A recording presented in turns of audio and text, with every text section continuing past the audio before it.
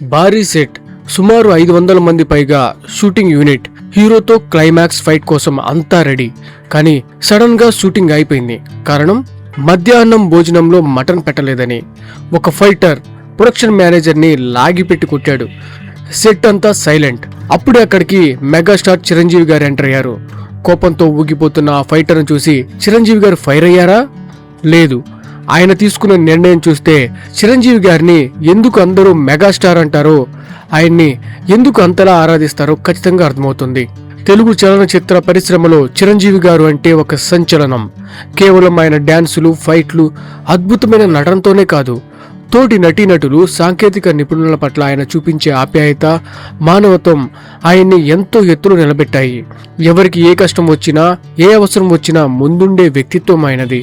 ఇది జరిగింది ఇండస్ట్రీ హిట్గా నిలిచిన ఘరానా మొగుడు సినిమా టైంలో. ఆ సినిమాలో యాక్షన్ సీన్స్ ఎంత పవర్ఫుల్గా ఉంటాయో మనందరికీ తెలుసు. అందులో అప్పట్లో భారీ క్రేజ్ ఉన్న విలన్ ఫైటర్ పొన్నంబలం గారు నటిస్తున్నారు. ఆయనతో సోలో ఫైట్ పడిందంటే ఆ సినిమా బ్లాక్ బస్టర్ అని నమ్మే రోజులవి. అలాంటి పొన్నంబలం గారితో క్లైమాక్స్ ఫైట్ జరుగుతోంది. తీవ్రమైన శారీరక శ్రమ, ఎంతో కష్టపడి సోలో ఫైట్ చేస్తున్నారు. బాగా అలిసిపోయి విపరీతమైన ఆకలితో మధ్యాహ్నం భోజనానికి వెళ్లారు. తనకు ఎనర్జీ కోసం మటన్ కావాలని ప్రొడక్షన్ వాళ్ళని అడిగారు. కానీ ఆ రోజు 500 మంది యూనిట్కి కేవలం చికెన్ మాత్రమే ఉంది, మటన్ దొరకలేదు. తనకు ఇష్టమైన ఎనర్జీ ఇచ్చే మటన్ దొరకలేదన్న కోపంతో పొన్నంబలం గారు ఏకంగా షూటింగ్ చేయను అని కూర్చున్నారు. అసలు ఆ రోజు ఏం జరిగిందో స్వయంగా పొన్నంబలం గారే ఇటీవల ఒక ఇంటర్వ్యూలో పంచుకున్నారు.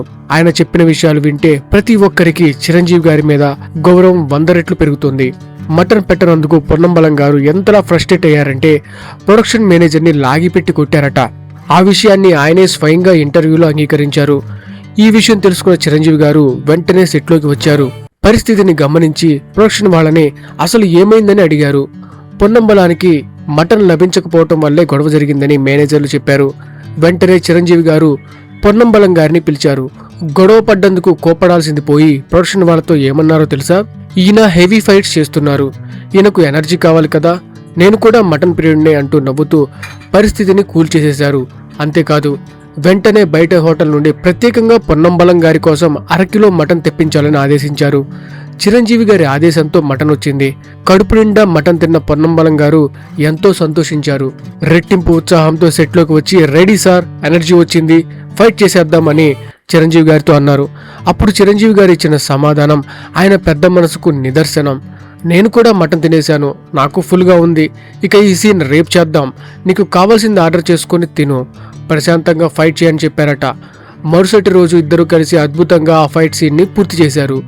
ఒక చిన్న నటుడు లేదా ఫైటర్ ఆకలిని, అవసరాన్ని అర్థం చేసుకొని అతని మీద కోప్పడకుండా స్వయంగా మటన్ తెప్పించి తినిపించిన ఆ మానవత్వం అదే మెగాస్టార్ని చేసింది. ఇలాంటి ఎన్నో సంఘటనలు చిరంజీవి గారి జీవితంలో ఉన్నాయి. చిరంజీవి గారు కేవలం స్క్రీన్ మీదే కాదు, నిజ జీవితంలోనూ రియల్ హీరో అని ఈ సంఘటన నిరూపించింది కదూ. ఈ మటన్ స్టోరీ విన్నాక చిరంజీవి గారి వ్యక్తిత్వం గురించి మీకేమనిపించిందో కామెంట్స్లో ఖచ్చితంగా పంచుకోండి. Thank you for watching.